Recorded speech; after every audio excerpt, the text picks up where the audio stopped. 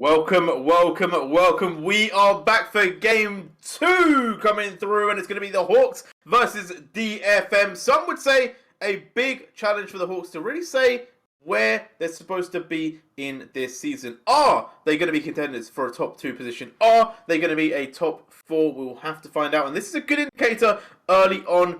Formal, how are you feeling about this game? Because you've been feeling a bit of the V3 hopium. Are you feeling the Hawks hopium as well?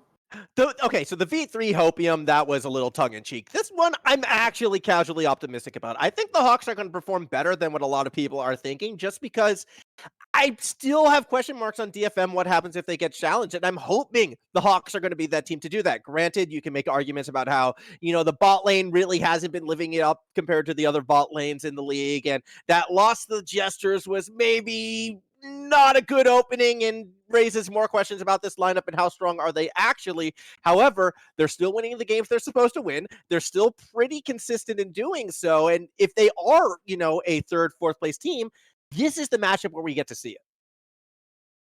Yeah, that is definitely potential for them. Admittedly, there are a few question marks about this game specifically. Obviously, DFM being such a strong team. And in kind of the way that they want to win it, I feel like the Hawks are a little bit slower right now. Average game time of about 36 minutes. DFM, this split, have an average game time of about 29 minutes, 24 seconds, which is 9 seconds slower than Spring's split. Hold on, though. Yeah, that's good and all, but I think the important thing is all of their wins have been under 30 minutes, and their one loss has been over 30. That's what I want to focus on with DFM. Okay, well, it's easy to win a game when the gold isn't set your way. But before we go into that, Swan, how are you feeling about the Hawks? Because obviously, you're a big-time Hawks fan. You rep the Hawks a lot. Do you still fly that flag, or are you kind of like, DFM, they're going to win the game? I'm just going to go back to my previous statement at the very top of the show. Both these games are going to be sub 30 minutes. I'm expecting DFM to stomp Hawks. I actually have less faith in Dasher now more than ever at this moment in time. I don't think there's going to be any prowess coming from Dasher in this mid lane. I think Steel at the moment is going to dash absolute nightmare. Because I don't believe. Okay, we are getting a bit of cut out there. We've kind of lost what you said at the end there. I can fill in the blanks. I can fill in the blanks real quick. Point is, even if once Dasher gets shut down by DFM, then SoftBanks are in a lot of trouble because the meta so far hasn't really been favoring them. The bot lane won't be able to dig them out of that hole, and with Dasher taken out of the picture, SoftBank has nothing left to fall back on. I'm assuming that's what Swan was going to say. Yeah, something like that. Yeah, and the thing is, look. Whether we go to the late game or the early game, I think it depends on how the early game is going to go. Obviously, DFM right now, gold lead at 15 minutes is 1,174. There's just a lot of numbers there. But in Spring, they used to be up by about 3K. So they have a little bit of a slower gold lead right now, but obviously a lot more games in Spring to give that sample from. Still a very small sample size affects that, J-Real. Yeah, sample size affects that, and a loss in that as well. Yeah, it's a low amount of games, but the Hawks are about 350 positive at 15, so still a much slower start to this game. So I do agree with you. I think if they can go to the late game, they can go to the deep waters. Hawks definitely very much in it, and I think that is also reflected by the things that they like to pick. They play a lot of Senna, they play a lot of Kale, they play some Corki. It's all late game focus, Do you feel like they maybe need to spice up with a little bit of early games, though, when they're playing against DFM? Absolutely, and I think that gold actually highlights the biggest problem I have with the Hawks, in particular their bot lane. When you look at everyone's bot lane, and when you consider how important an aggressive bot lane is into this meta, the fact that the Hawks have the least gold per minute out of all the bot laners, out of everyone, again, is another symptom of them just not really adapting to where the meta currently sits right now. So yeah, I want to see more aggression for them. I want to see them adapt a bit more to that meta. Otherwise, they're going to be left behind, and it's going to be these matches that show it. And there also have been some other picks. I feel like Hawks played very much back to front. They love Poppy as well. Blanca's been looking really, really good on this pick.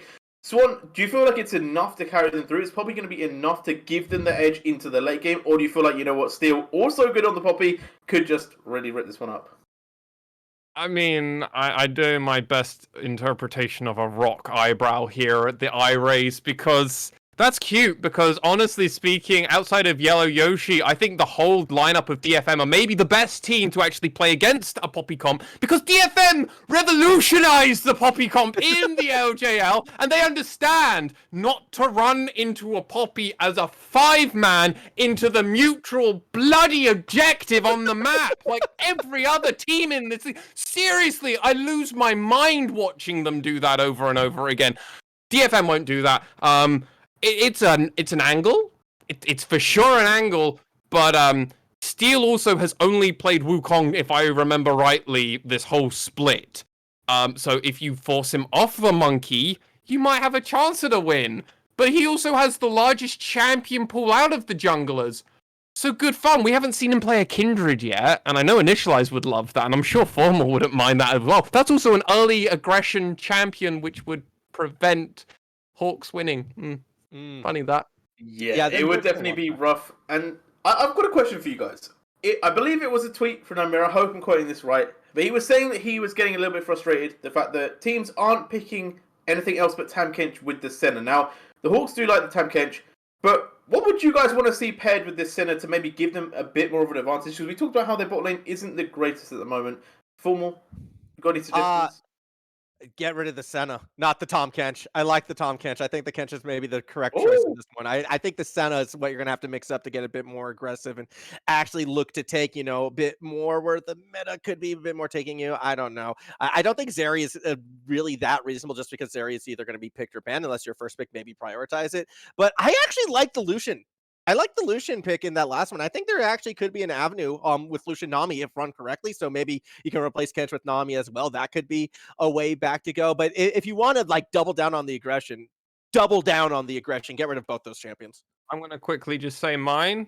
Cho'Gath, I'd love to see with a Senna. Pull out an old school temporal one. Pull out another temporal one. I'm going to allude to that Wukong that I said in the pick and ban phase. Okay. Always a killer combo.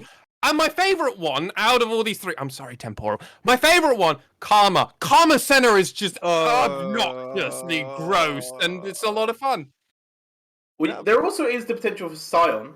And people did pull that one out. That was a oh my god, that's old school. Yeah, the Mickey X Reckless combo. So I don't know. I feel like there are options. I feel like there is a lot of potential to play around it. I would personally like to see them switch up. I do agree with you. I think that the Tam Kench Senna may be a bit too defensive, and we know how good DFM are getting those leads. Unless you're against Senna, unless you're against Nami Lucian, then it's great because they just run into you. True. Results-based analysis proves you correct. You know what? That's the official counter. Let's lock it in every single game. Let's do it. Let's run it down. Why not? Yeah, I think it's interesting. I don't know. It's strange for me to get so excited after seeing a Nami Lucian just get totally thrashed, but I actually still believe in that bot lane. That's just where I see it right now. Like I like it. Well, we've seen it a couple of times in the LJL before.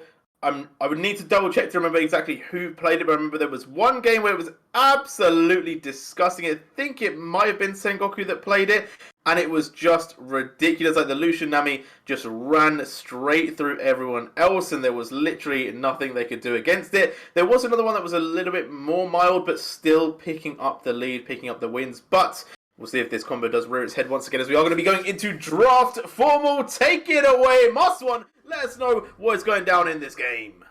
Oh boy, well already we can see, Ezreal taken off the board as well as that Renata Glask, and hey, I'm seeing a Zeri still left up. Maybe that actually does slip through the cracks.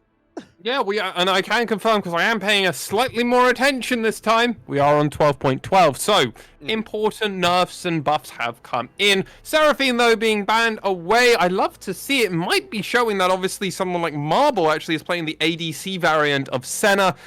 Seraphine rather. The Zeri, though, that you were talking about banned away. And now this is almost getting to a place where you don't even need to really even ban the Yuumi, which was open last game. We didn't even talk about that, but it is still available and very viable at this moment in time. What are you feeling like for this last ban, Formal? I honestly, I'm too distracted by what the the Hawks are doing right now, because I want them to double down on an aggressive bot lane, and they're getting rid of some of the better early and mid-game bot laners on their own bans, and that's just filling me with not a lot of hope. And there goes the Lucian. So there it goes. Everything I wanted to see from the Hawks has just gone up in smoke, and we haven't even seen our first pick yet. Yeah, Sejuani still available. Obviously, Gnar always for the LJL. TK is going to be picked, so let's see if it's going to be the center. You can also oh my god, can DFM take the center away and then do what we were talking about? No, they're hovering the Kalista, so they're going to go for maybe aggro bot lane themselves. Talking about aggression, Ahri can be rather good at finding those early picks and kills. So this could be turning into a nightmare situation for the Hawks, because it seems like they're playing right into what has been traditionally, I guess, their weakness so far in this. But because they've won the past couple games, maybe you're thinking, okay, we're just going to bunk the meta and play our own style regardless, which I can respect to an extent, but not against DFM, not against a team that is just going to ram it down your throat. Yeah, the one team to do that against, Formal, that's a choice. I like to see it. Hawks, you now have to pick your mid laner here, by the way, also for information's sake, or you're just going to get all of the good picks against Ahri just banned away. The interesting thing is, Dasher, what do you want to actually pull out of the tank? Gnar is not the... Formal, I'm out, man. What is this draft from the Hawks? They're playing comfort. They're playing their comfort. They're playing what they know. And if this is supposed to be a team that's going to be competing with the top two, which I was kind of hoping they would be, this is not what you want to see. And here we go, a Mumu. You wanted some spice. You wanted something different. This is how confident DFM are playing. Steel is taking a Mumu. No. It's not for Steel. Oh? No, Formal. Oh, my Is sweet summer child. It's support Mumu. So support Mumu is rising up through the ranks at the moment. A very powerful one, especially with Kalista. Obviously, you get that double bandage toss. CC Central is the bot lane now for the side of DetonatioN FocusMe. And what this also does is whenever they feel like anything bad could be happening, throw that Mumu ult out and just walk away. Doesn't matter. This also means that the side of DFM get to ban away the mid laners they didn't want to see. Lissandra already coming out, and you talked about comfort. Remember all the way back when Kinatsu was actually playing on Rascal Jester, he was allowed to play all those duelists, aggro, really get into the face of every other enemy top laner. Being forced, in a sense, I feel, onto that Gnar actually is kind of playing away from the strengths of Kinatsu, because he was one of the only players who could actually kill Ebby in a 1v1, remember? And now you're like, play his Gnar. Even though even Ebby wouldn't play the Gnar in this spot. Go for it. That is... Dasher's just been banned out of all the champions that they've played so far. The Poppy is now getting picked against the Hawks. Oh yeah, the Seraphine could have also been for Dasher as well. Like, this is... Well, I mean, so far, all what Dasher has played, this split has just been Lissandra and Corki. Like, those are the only two champions Dasher has picked. They're each gone. You have to take something new. Both of those would have been strong answers as well into this deal, but they went with the Gnar, the top laner, for some reason. DFM... I feel like they're just getting away with murder at this stage. Yes, and this, while the Poppy can go into the support, into the jungle pool, it can also be a top laner. We've already seen Yellow Yoshi absolutely school kids on it in that one game what Axis played, where he absolutely took full control. Yone against Ahri is a choice, and we've got Talia coming out, second Talia. Sadly, we haven't seen a Talia actually win a game yet in the LJL, but I like this adaptation. Blank, this is pretty cool to see. All right, what do we want to do? Do we want a jungler, or do we want a top laner? Both are perfectly fine. I'm also really interested, you picked Talia against the Poppy team. That's not normally the play in a lot of times, and I love this actually, because this Lilia can go both top and jungle, depending on where they're still feeling. So we'll just have to figure that out for them while we let these players do their swapping action. How are you feeling? I feel like DFM destroyed this draft, by the way. I have to agree, although one thing that does have me a bit curious, and if I want to focus on the Hawk draft in one lane in particular, it probably would be that mid lane. Because we're talking about like how Dasher maybe has not lived up to that expectations that we wanted to see thus far. And while, yes, you know, Lissandra has been like a common pick and Dasher's been performing on it, it's never really been that big carry. Corki as well, I guess, can kind of drop off with needed. Yone, there's really nowhere to hide, especially in a Yone versus Ahri matchup. So if Dasher still is going to show some signs of what we saw from them in the spring split, this is that matchup where we could see it. So I'm kind of putting that, Dasher hasn't been performing to the challenge with this matchup in this game right here. the thing is, I worry because so many eggs are in that Dasher basket right now. Yeah. So many eggs. Yeah. And the fact is, I think Ebby is also playing the Lilia top. So I am terrified for Kinatsu in this top lane. That is not going to be a fun game. Ari's going to have push pre 3, even to 4, I expect, honestly speaking. Then 6 can get a bit scary. Thank you to Nymera over in the Twitch chat for that one. But it's not quite as black and white as that. There's a lot of small points. And when it comes to mechanics, Yaharong was one of the few players that really pushed Dasher, and I would actually say overcame Dasher last split. And the only person that rivaled him was Jet, who got All Pro over him. The only member of DFM to not get All Pro, remember? So he's got a bit of fighting in him.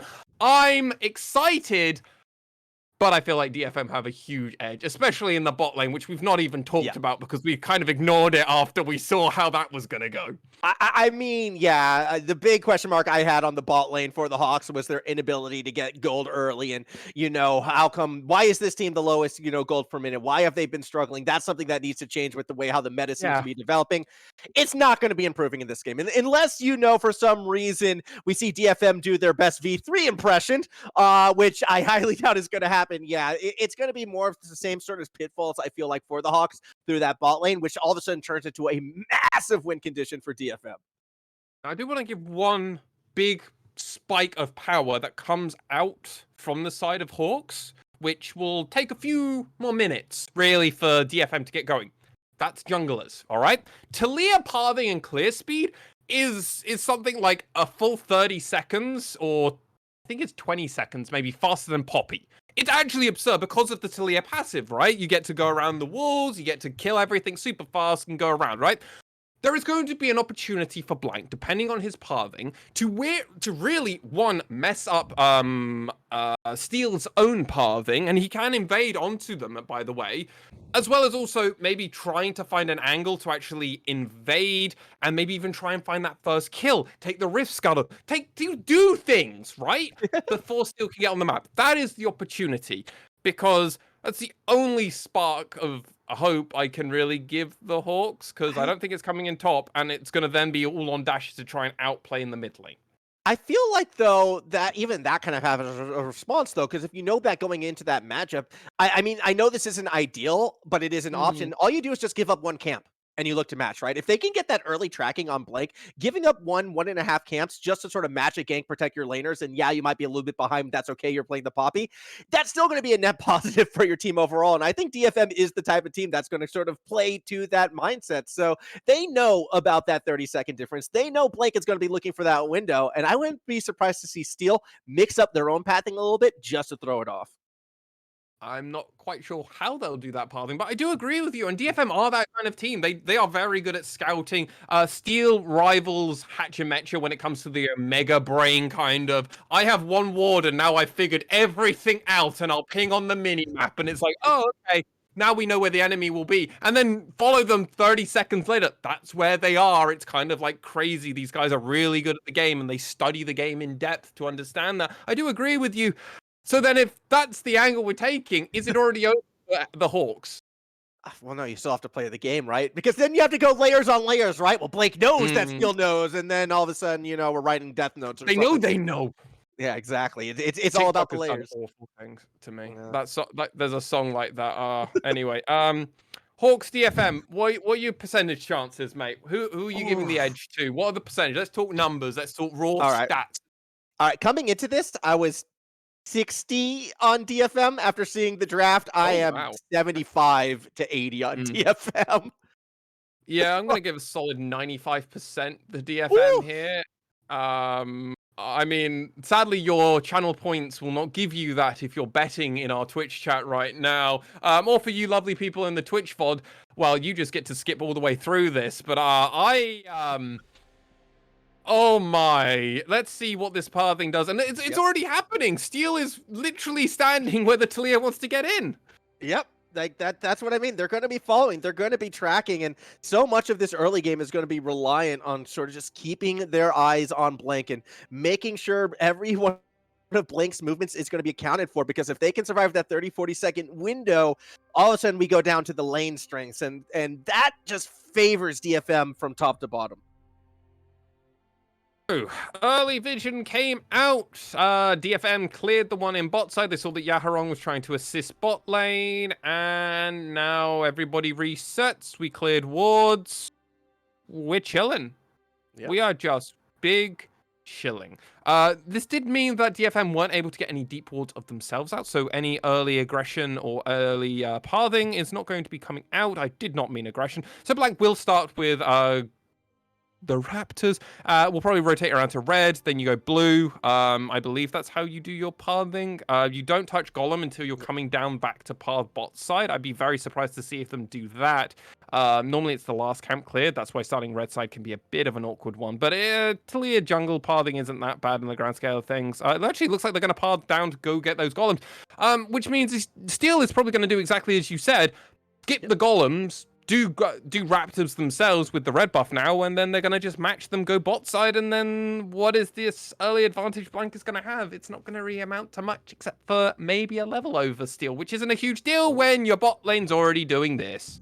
Yep, and the early poke already coming through from Harp as the first bandage toss does make contact. Meanwhile, Yaharong just going to get some vision down in the river just to try and see if maybe Blank goes for an early move as well. That's a deep bandage toss, and Reyna is forced to run back. Blank a little bit too slow in getting involved, might be able to find their way around. Granted, Steel is already on that bot side of the map, however, has not been able to grab that blue buff just yet, so probably didn't want to get involved this quickly. Harp now could be the one in danger as Blank will step forward, switching targets onto Unipon, able to avoid so much damage, and here comes Steel, skip the camps, finds the re-engage, gets first blood over to Unipon before they fall as well. Marble will be the second casualty on the side of the Hawks, and it's a 2-for-1 in favor of DFM. Yeah, and Unipon was able to get the first blood, remember, so that's actually not an awful spot. Marble not getting it, Reiner getting the kill as well, so that's gold going in the right direction if you're DFM, and the other kill going on to Steel, which is important because you don't really want the support getting any of the kills, you want only Harp to get the assists, and let's see how this all goes down. Well, it actually goes down with that max range bandage toss as you talked about. The amount of early game power from this bot lane coming out immediately, I need to rub my eyes for a split second, Formal, because can you take over because this feels like LPL for me. Yeah, I mean, again, we kind of watch that re-engage happening down below, and you can see Blank try to switch that target back onto Unipon, but holds flash to the last moment, buys just enough time for Steel to engage, who wound up giving up one of the camps, as we were kind of talking about before. The steadfast presence doesn't really do much in that situation, but hey, you popped it anyways, why not? And yeah, you wind up with this sort of 2-for-1 in favor of DFM, and this is what we were talking about coming into this. DFM, they're a smart team. They'll have you read. They knew a play was going to be coming early, and Steel was in position to stop it. The other thing is, there was zero, I had mentioned it from the side of DFM. Yeah, we hadn't got any pathing information on the Hawks, but there was a pretty decent idea to figure out where Talia pathing typically goes. They had no idea where Steel was going, as you can just see. Blank actually went to engage. Oh my god, it just happens again though, man. This is the beginning of, well, what this bot lane's going to be doing all game long. Reyna not allowed to take the Abyssal Voyage. Another kill to this Kalista, who's working on a Cole as well. I thought you were saying seeing grey. I thought that's where we were going for the side of the Hawks there, man. I thought you were way darker than that. But anyway, yeah, this is over. I'm not gonna pretend to try and paint a glorious light here. Yaharong has not had the edge that he should have had in this mid lane matchup, because guess what? All the pressure has been thrown all over the place, so no assistance from your jungler. That's fine, just go even. Ebby is already taking a bit of an early lead, as he should on this layer in the top side. And the issue that the side of the Fukuoka SoftBank Hawks are going to face is that if your bot lane gets absolutely bodied, you have no tank outside of Kinatsu when he's Mega Nut, which means you have no way of actually saying to DFM, we will not play these fights, because they have two tanks who will get into the middle of your fight and say no. They will displace you because they have displacement with the Poppy ultimate. They have lots of CC. They have an Amumu and a Lilia with a Poppy. Can I say how much CC they have? More than most teams have on one champion. They have it on multiple champions. And Hawks, you don't get to say if you want to fight. You either get to say, we will play into your CC DFM, or you get to go, we do not want to play into your CC. And you just cede and give things over. But that's just fighting a losing battle in the grand scale of things. They're going to need to find spots where DFM are not prepared. We're going to need to see some Fnatic brushes at this point in time. And I know I'm already saying doom and gloom at 6 minutes in, but it's already 1k gold down, and I can see how this game's going already. I mean, this could be a way back in. Perhaps if Dasher can make the plays happen in that mid lane, it won't come across this time. In fact, that actually was a trade going in Yaharong's favor, despite ultimates being used on the side of the Hawks. So maybe an argument against that. I don't know. Bot lane does have a bit of jungle focus right now from both Blank as well as Steel, each of them on towards that bot side of the map. The Dragon, of course, is going to be the focus as getting started on a DFM, daring the Hawks to step into that crowd control ball, and the Hawks hesitate, trying to decide maybe going for a last-minute steal, but with Unipon positioning themselves as they are, there's really nothing they can do. Bandage toss over the wall might be a bit preemptive. Harp could be in a bit of trouble, but is able to flash their way to safety, and now Steel's looking for that re-engage. Marble steps forward, gets a bit of a snare onto Steel. Reyna doesn't want to keep going in, however. It's too risky for the Hawks, and DFM get away with the Dragon. In all fairness, actually, that was a lot of big brain coming out of the Hawks there. They didn't know where Blank was at that moment in time, so I actually like the idea that they were going for there. Obviously, though, it's pretty difficult to get over the wall, especially as a Talia. You have to use your flash, and that's a one-way transportation. It's not really worth it for the first dragon, especially when it's a Hex Tech dragon as well. So we can be a bit more chill on this. Dasher going to steal Steel's jungle camp. Yaharong tried to say, no, that's my junglers, resetting the Raptor, and then who's here? But it's an Ebby. And Steel's actually making their way up the lane as well. Dasher does a good job to avoid the sphere, though, so we'll be safe and fine for the time being. Gets away with stealing some of those Raptor camps. That said, kind of okay. I think Steel's doing enough damage as it stands for someone who has a much slower clear. They're still pretty much keeping about as even as you would expect from a Poppy into a Talia in the jungle race. Agree, absolutely. They just tinged over to 6 as well, so they're going to have their ultimate for the rest of their team fights. And Harp is the other champion you really need to get that 6 onto, because once you obviously have 6 on an Amumu, he's got the one job he needs to do. That's a good grab, but Steel's already there on the flank, and here comes the re-engage. Harp will go down, though. No Curse of the Sad Mummy available yet. Unipon falls next, as well as making a run to escape. Blank gets out, still on half health. Doesn't matter. It's a clean fight for the Hawks. Yeah, that was DFM. The burst damage coming out from the side of the SoftBank Hawks Gaming. And the more important part was, Unipon just threw his supports just straight into the middle with like 0 HP at level 4 Amumu against the level 8 Yone. That's a decision. Ambitious is what I want to call it. Yeah. Yeah, not even ambition would make. I don't know. I think. Yeah, no. All right. One was not allowed to go through. This was a really great CC chain. I cancelled from Blank there, actually throwing the knockback, which actually prevented the bandage toss from going onto Reina. Though the better question would be, is Reina really the player to actually engage onto there as your Harp with the bandage toss? Is that the player you actually want to get on top of? Maybe that's the decision they went for, but it didn't really feel like it panned out, though. Kanatsu, you're probably dead here, buddy. Oh, the steadfast presence stopping the leap does mean Ebby's going to keep going all the way in, put to sleep, and then put down. Steel gets the kill. Bit awkward that Steel gets it, but still a very clean one. They only had to use the Lilia ultimate, and Kanatsu hasn't got his flash anymore, so that's going to be a huge win. And that just means Ebby gets to just continue farming in this top side and just keep going. Interestingly, they are going to try and give this blue buff over to Yaharong, who I believe has just secured that, so that's fantastic. The bot lane of DFM doing their best to help out, just doing what they need to do, collect this bot wave moment, and then they can do. As for the Herald. Yeah, Herald, and they're all going to fight over it, and it's stolen away by Blank. Ebby didn't really quite arrive in time for a proper re-engage, especially with Dasher coming up still with a full bar of health, so Little victories going the Hawks' way. They actually have a bit of a goal lead right now. This game, it started bad for the blue side, but they're starting to come back. Dasher now going in on Yaharong again, just winning that trade convincingly. Absolutely, and that's the Yone Harp? power spike coming out. Harp? Harp, you're in the middle and taking a lot of damage, Oh. buddy. It's going to be saved by Kalista this time, but for how long? Harp now actually kind of looking for a re-engage as Unipon starts moving in. Nice use of the sidestep. Gray health will keep Reyna alive for now, but any sort of re-engage from either side, very dangerous for the supports. Been playing these last 5 minutes as if he's a level 11 Amumu with like a full item or two. Not like a level 6 Amumu that still hasn't even completed their support item. Buddy, I'm a little worried how much stats you think you have, but outside of that, the Hawks have been playing really well. I've been really impressed with the last few plays, and they've been playing around the map really well. Blank especially has been a critical team player for how a few of these last plays have gone really well for them. Seeing that Rift Herald, identifying that mid lane isn't going to be as open for them. They were able to actually turn that because of the mechanics from Blank, remember?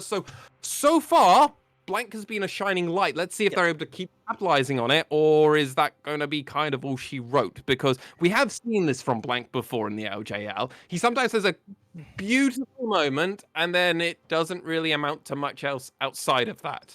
I think one of the big things, though, working with Blink in this situation has been how dominant Dasher has actually been in that mid lane, and that's been enabling so many invades, and actually has been one of the key components in keeping Steel down. It feels like at any given moment, there are just no camps available at this stage for Steel to take, and yes, a lot of that has been Blink invading, but that's been enabled by Dasher as we have a fight on the top side, actually. Gar goes Mega and throws Ebby into the wall. Kinatsu actually looking to chase Ebby quite far. I don't think you can go under the tower here still.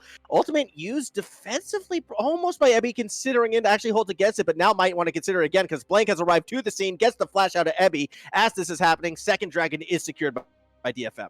Yeah, but Lilia was getting to do exactly what she wants to do, play a long fight. You saw how Kanatsu was actually struggling and actually was starting to lose out on the trades the longer the fight goes on. Lilia wants to keep doing these elongated, duck dive, dashing, all of the dodgeable synonyms that they use in that film, but Yaharong is going to get caught out by Dasher.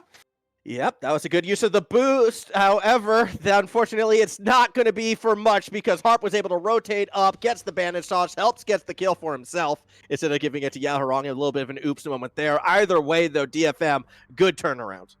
Yeah, lovely turnaround, and Dasher getting caught out in their own jungle. That's not what you want to see, especially, but as you did say, a lot of pressure has been put on this top side. Ebby losing out, not dying, thankfully, but because of that play that they had made top side, a lot of turret plate has been funneled into Kanat.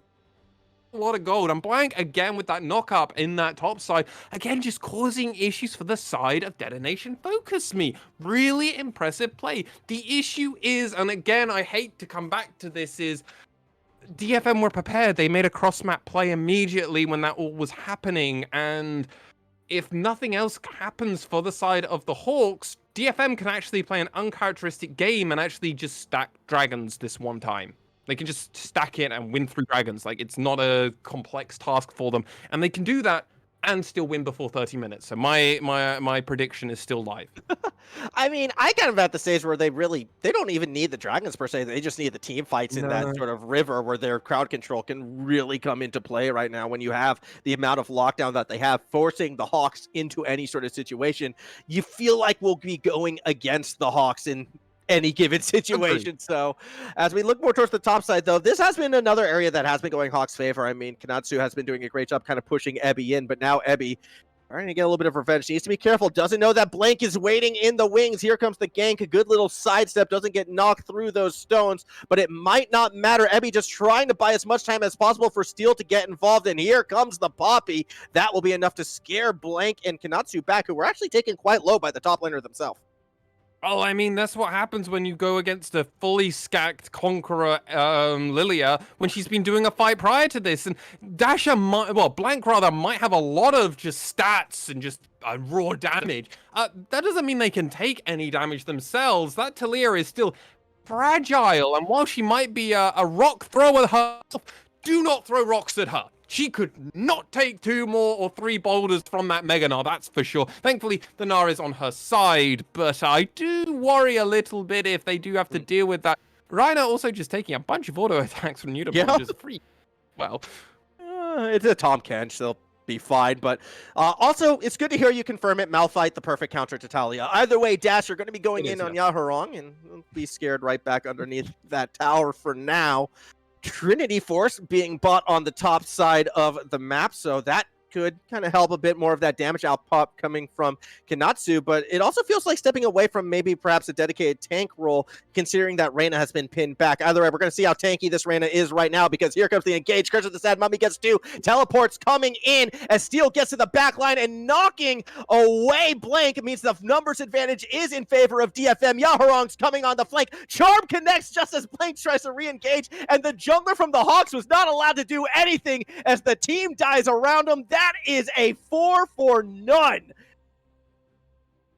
Dash is here. He's considering. He's going straight onto Harp. Harp will go down, but I think it's a worthy sacrifice if they can find Dasher, who jumps out of tower range, has to flash back under it. Good dodging of the tower aggro, secures another kill, and it is an ace for DFM. Not only that, but it's first turret as well. They're resetting, and guess what's coming up as soon as they get back? Oh, it's gonna be this dragon, so we're probably gonna be in for another fight for more. While you prepare your voice box, I'll run through this. And immediately it's because, look at that, Steel just kicks out immediately the Blank, as you mentioned, and then let's fight afterwards. So much damage and so much pick and choose. That charm coming in, so Blank had the absolute awful team fight because he was one knocked away and then was charmed. Dasher comes in, and look at how low Harp is. They commit so much already, but that charm coming again, immediately forcing more irritation, and then they just get picked off afterwards. Their team's really good at doing that. Ebby does take another turret shot, but this Lilia is, she's actually surprisingly tanky when a Frozen Heart is the first item. It doesn't really matter the attack, how much attack damage you can try to do. She's just gonna tank more than you expect. This is Dragon time if you're DFM. Yeah, and it should be an uncontested one, you would have to think right now. I don't imagine the Hawks won any part of another team fight after seeing how that last one went. They're content to split the map, but got to be a little bit careful right here because there still are a couple strong members of DFM on that top side right now, and Dasher could be the target of their aggression. You could see that the idea was Dasher could get the tower as the focus was on the Dragon, but with Yahurong and Harp up there, they're going to have to settle for just the Herald for now. Yeah, absolutely. Dragon secured. Ebby now in that bot side, pushing through. So guess what? That's going to be some... DFM already playing around the map, already trying to play... Oh my god, that was just 2 ships. See, Jesus, they were... No. Just jeez. Sometimes, man, stuff happens in League, and you just... That's why wards are important, all right? That's why you got to buy the wards, just so you know. Consider them like lighthouses, if you will, and that way, you know, you don't miss your ships. Either way, on the top side, this top tower should finally go down. I don't imagine Yahurong can do much to stop this. Response, DFM, they're looking towards the mid lane. 3 members there already, a part of sort of a 1-3-1 setup, and just a support to defend it means you would expect some damage to go down, or at least sort of a rotate back for vision. Yep. But for the time being, let's just anything too crazy till this next dragon. Like, we don't have to go hyphy. Jesus, though, look at the bot lane. So much upon. He is the richest man in this whole game, and it's actually not even close. 1k over Dasher, almost 1k over Yahurong as well. And this is where you get into an awkward spot as the Hawks, where you go, okay, we need to fight them. Like, we have to fight DFM. But when is it going to be a good occasion for us to do so? Because you don't really want to fight them, and they're going to get Dragon Soul, and it's a Dragon Soul we can't fight them against, really, when they achieve it. Like, Mountain Dragon might be the worst comp for Talia to go against. Yeah, guys, because we know how much she hates rocks, and that's just gonna pile on. Well, against when that yeah. You've already told, and I confirmed it. Malphite best counter for Talia. So I mean, more rocks, right? Throw rocks at her.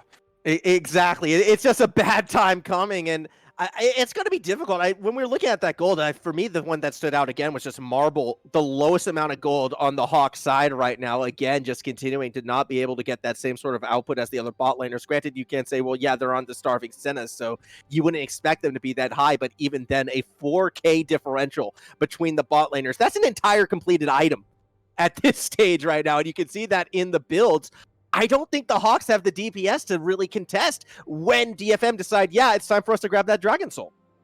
Yeah, and I mean, Udapon going a little greedy as well, going for the Rage Blade. It's not incorrect, by the way, for me to just say it's a bit aggressive. It's just normally you see a Ruinous Hydra coming out really early on because it's such a good item on Kalista. Udapon is so rich. He's like, actually, I'm going to go for my Rage Blade with my Mythic, and I'm just going to try and get my 3-item spike so fast. I'm going to invest in the really expensive into the mid item. I'm not going to go for my cheapest item, which is going to be that Hurricane, which will come out afterwards. Because, hey, realistically, if we just hyper win the next few team fights, we can just win.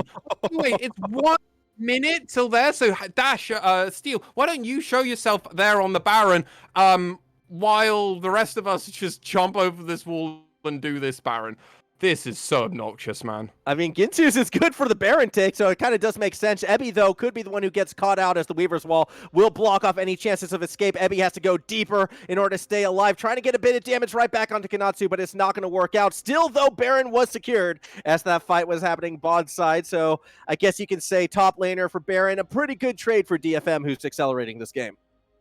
Oh, absolutely. And then look at this immediately. Dash is just like, and down we go. Begin the push. All right, let's split push time. All right, why do we want to split push this formal? Well, it's because 1-3-1, we can send somebody topside. Oh, wait, we can send Ebby topside, make sure that wave pushes out. Actually, we don't even do that. We're just going to push straight down. We're going to take this Dragon Soul, and then we'll just figure it out. It's fine. Teleport's coming out from Konatsu, actually, to go to the bot lane. That's a little premature right there, but really want to make sure that tower stays safe. Meanwhile, Herald actually gets the dash off, gets a bit of damage in. Now we see a responding teleport. Ebby wants to join this fight for the Dragon because the Hawks, again, that gold differential, that DPS differential is so massively against them. Stepping forward in any sort of way is going to be a challenge. Blank is going to be the first one to try to get that Scuttlebug. Dragon is going to spawn in, and Marble's actually going to be the first onto the scene. So DFM are going to be the team pushing into the Hawks, who probably have no choice except to run away unless they're feeling crazy. Teleport coming through. This is going to be Dasher coming from the mid lane to get behind as the Dragon is started by the Hawks, and now DFM, they just step forward. Dragon down to half already. It might turn into a smite battle unless someone decides to get crazy. Dasher over the wall. Goodbye, Reyna, as they're just sent over the pit. Dragon and Soul secured by DFM. Ensuing fight sees Konatsu trying to run away. It's a 2-man knockup. It's Konatsu getting stunned. It's Steel into the back line as Yaharong connects with the charm onto the Gnar. Re-engage from Dasher, though, is able to find a flank, and it's a 1-for-1 for the time being. Sorry, a 1-for-none for the time being as DFM loses a member, but they don't care. Keep on piling in. Spirit Rush through. Dasher falls. Reyna barely escapes. Konatsu barely escapes. But Ebby is not done yet. This Lilia is so fast. But now on their own, Ebby will have to back away. Yeah, everything just going for DFM. Okay, that was pretty good by the Hawks. They got a kill onto the really tanky Poppy. Yeah, let's go. I'm sorry I'm being a bit sarcastic, but it's because what else could they have really done here? The Poppy ultimate immediately getting out Reiner, which actually says to Blank, if you go in for this, there's no return, mate. There's actually zero return. So they decide that they're gonna just try and get out as best they can. The sleep and the chain CC actually for DFM here wasn't perfectly layered, which actually worked out beautifully, the Hawks, and it actually what ended up actually somewhat killing Steel. The issue is, Ebby has gone untouched, and the longer the fight goes on, similar to that top lane fight I spoke about earlier, that's when Lilia gets to do more and more and more damage. It doesn't work out perfectly for the side of DFM, but that Baron buff got them that mid turret, it got them the soul, and it was a fantastic econ Baron. Let's just push this into the final Baron, probably.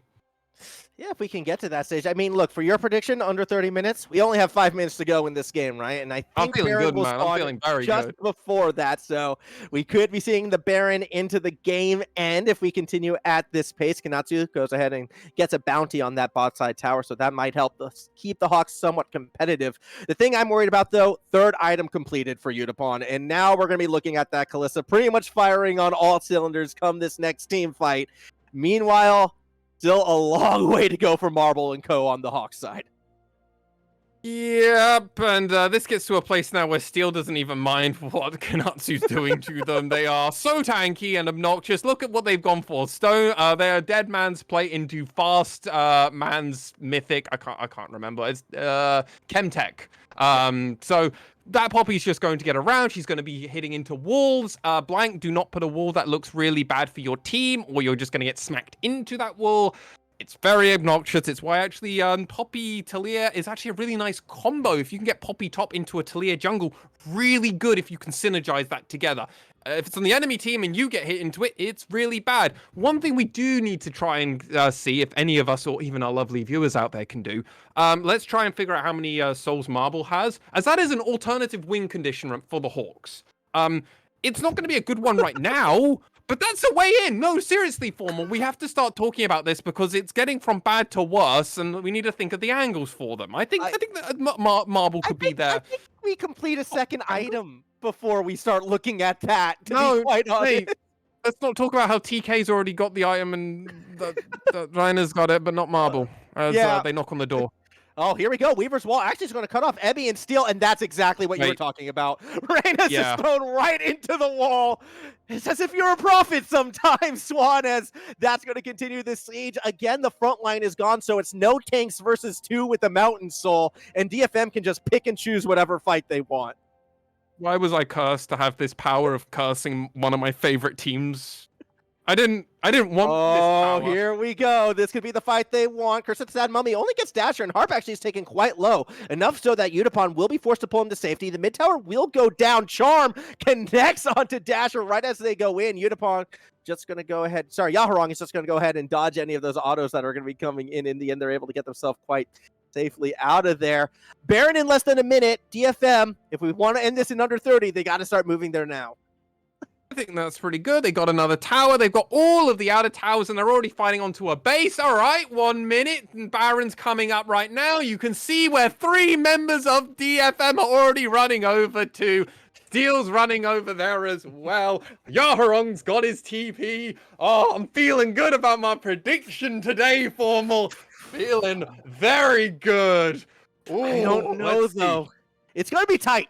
It has to be executed perfectly by DFM if they're going to end in under 30 minutes. If it's not executed perfectly, they still probably win this game, but then you look silly. So we'll see how this fight does play out. First, they're going to go ahead and get the Scuttlebug, not even starting on the Baron. Actually, they're looking to maybe force the fight instead. Look, with that Mountain Soul, they might not even need the Baron empowered minions. It just really is a bait for the fight, as Marble is the one who gets hit, but we're not going to see anything too crazy just yet as DFM falls back to the Baron pit. Okay, so no vision for the side of the Fukuoka SoftBank Hawks, because this is a Kalista. These two can just do this together. That's no concern for them. And while they do this, they can just watch the rest of their team get some poke out. I mean, Lilia Bull's getting thrown down, Q coming out, and really, this is what you want to do, Hawks. You want to just try and pull it. Well, okay, DFM can just think this. Yeah, Steel just went in on Reyna, and I'm not sure that's the trade that you want. Here comes the re-engage. Dasher gets to the back line, but can't take down Steel, who is able to walk out safely. Meanwhile, on the other side, yeah, Utapon just absolutely devours Marble, as we've kind of come to expect looking at those item differentials now. Without the bot laner, without that main source of DPS, there isn't much the Hawks can do. Ebby is going to start moving forward, can put 3 members to sleep, and here comes the follow-through. DFM's going to take this one straight down the middle. Down falls Reyna. Dasher should be next. Goes Golden to buy some time, but you're not going to buy too much. Curse of the Sad Mummy does find Blake as the damage keeps piling through. It's only 1 man left standing. Kanatsu versus the World. Harp is going to try to keep this Gnar pinned down, and instead of looking to end, Swan, they're chasing kills instead, which means they won't be finishing this game before 30 minutes. Or will They're they? keeping Kunatsu out of their own base, so that what it actually means is they can end faster. It's all a big brain play, but DFM will sadly probably not have my prediction come true. But Ooh, it's close. in It's dominant close. fashion, though. Yeah, look, I can, if you say plus minus 1 minute, you probably get away with this one right here as the Nexus Towers do start to fall. Kanatsu trying to find a way to get to the back line, just go straight into a charm instead. Yaharong sets up this one, follow through again, should lead to a smorgasbord of kills for DFM as they get started on that Nexus. Dasher, last chance to try to buy time, not going to find much. Unipon gets some free hits on the Nexus before turning their attention to Blank and Marble, realizes I can't get those kills, I'll end the game instead, or will I? They're just buying time. They let the minions at it, Swan, as DFM gets a convincing victory. All right, can I have that plus or minus like 1 Yeah. minute sort of thing? Because it was on 30 minutes still. I feel rather good about that. But at the end of the day, there were some really strong moments from the Hawks. You know what? I was pretty down on them for a lot of that cast, but in all fairness, Blank especially was definitely a shining light for this side of the Fukuoka SoftBank Hawks. Dasher as well had some really good moments.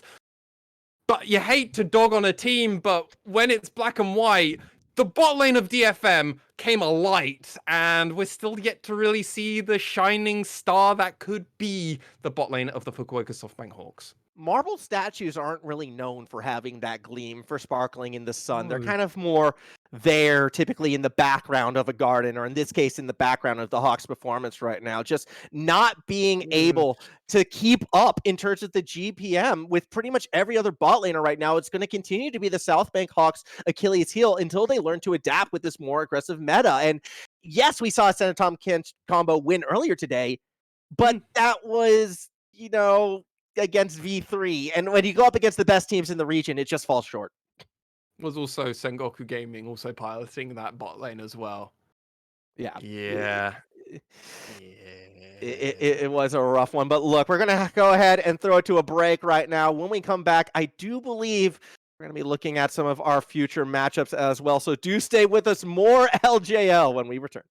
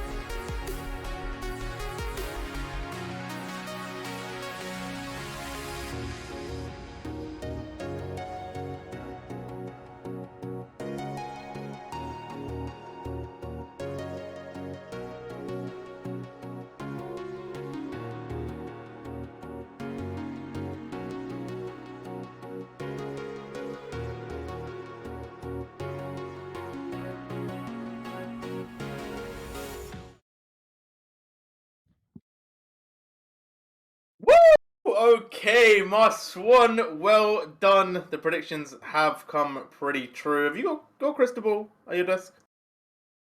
No, I got an empty coffee cup, and I've got the official LJL OU Twitter account up, which you should all be following.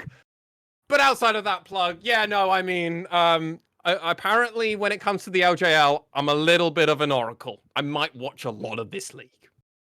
Yeah, and a few calls obviously coming through pretty mad. Obviously, Talia will, the one that we can bring up. Formal, you were in the cars. Any other moments of the oracleness? I mean, yeah, obviously the Talia wall was the big one. We got close to that 30-minute mark. Again, you know, maybe if DFM didn't farm kills at the end, they could have actually hit that mark. So I'm going to let you get away with that one as well.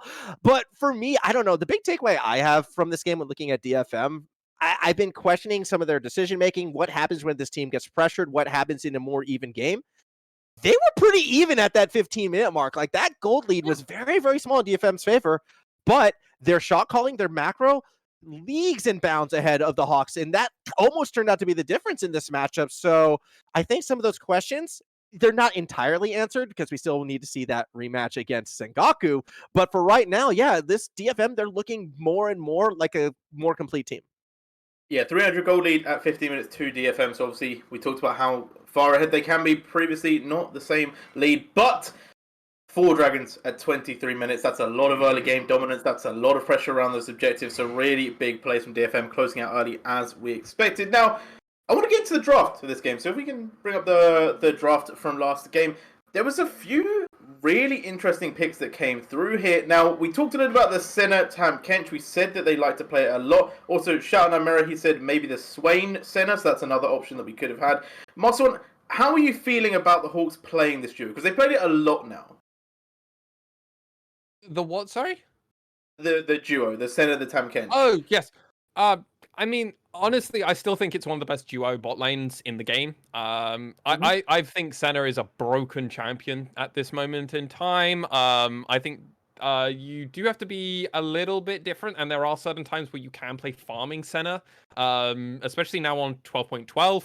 I don't know if fasting is always going to be the correct angle a lot of time. The soul amount did change recently, so there's a lot of reasons to say actually this was a calmer Senna angle. Or something like that. Yeah, I'm biased towards that, but you could. This is a great Swain angle as well. You didn't need to show it so early on.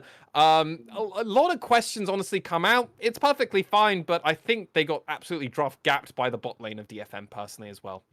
Yeah, and we obviously have to talk about that one. Callista Amumu. I know that when it first got brought up, formal, you were like, okay, maybe that's Jungle Amumu, which obviously I had thought when it got brought out, like maybe like a week ago. What are you feeling about Callista Amumu? It seemed like it worked out pretty well. I mean, as long as you understand where your limits were, and I think one of the reasons why the Hawks maybe looked pretty good throughout that early mid game, and why that gold lead was a little bit less, lower than what we've come to expect from DFM, was because it felt like Harp was doing some limit testing pre-level 6 with that Amumu, and there was a lot of sort of questionable engages that had me thinking, all right, is this pick really there? But as soon as we got to those team fights, I mean, the fact that the team had enough sort of engaged that the Curse of the Sad Mummy was usually the second wave of spells that it was being used in, it's kind of terrifying to think of it in that regards, but was super efficient, especially in kind of preventing the lack of the Hawks from being able to escape some of those team fights that they wanted no part of, and I can see where it is quite successful. I don't know, at the end of the day, I'm not as all high and mighty on this Tom Kench and a bot lane as Mass Swan seems to be. I still think it doesn't have as strong a place in this current meta, to the extent that you can bust out an Amumu, run it down early, and still be that late game monster in the end. Yeah, and talking about late game monsters, obviously Yone was picked up as well, and paired with the jungle matchup of Talia. I feel like it was nice that they brought this out. I feel like it's something that's a bit different. It definitely gives some different looks, and I think that they played it for the majority of the game pretty well.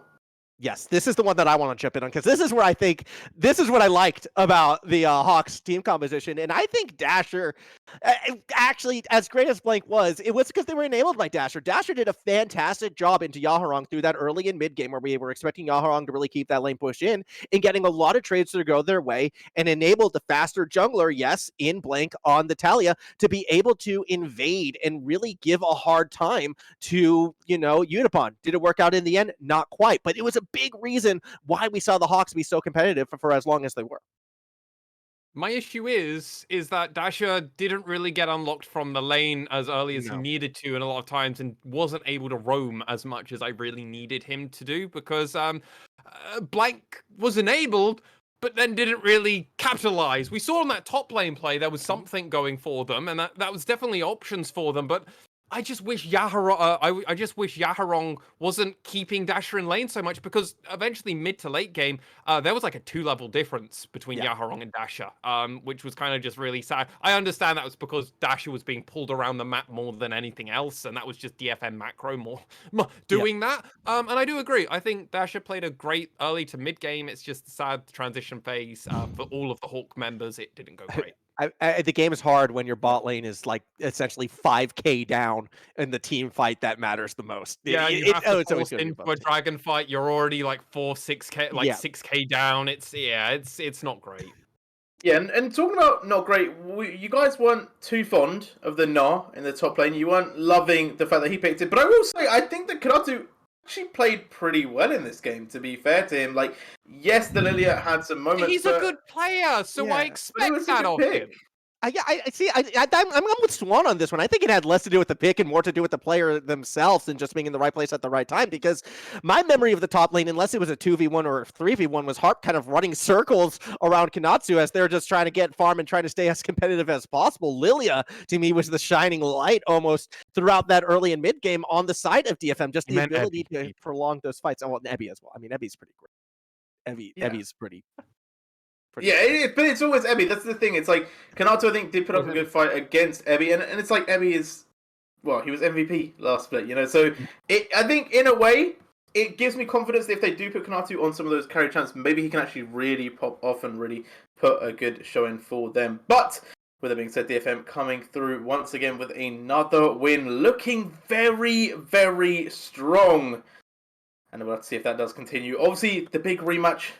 It's not for a few more days, you know, it's still got a little bit of time, but that is the one that everyone's got their eyes on. But for now, we are going to be saying goodbye to Form, we are going to say goodbye to Mars Swan. We are going to be going to a break, and we'll be coming back with some more LJ action after that.